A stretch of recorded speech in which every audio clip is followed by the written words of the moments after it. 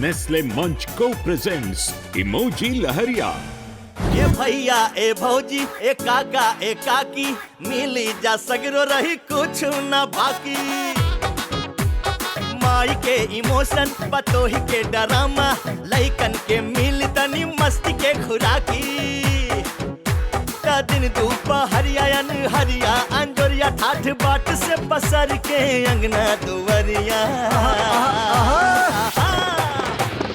आठो पहरिया लूटा लहरिया, आठो पहरिया लूटा लहरिया, आठो पहरिया लूटा लहरिया।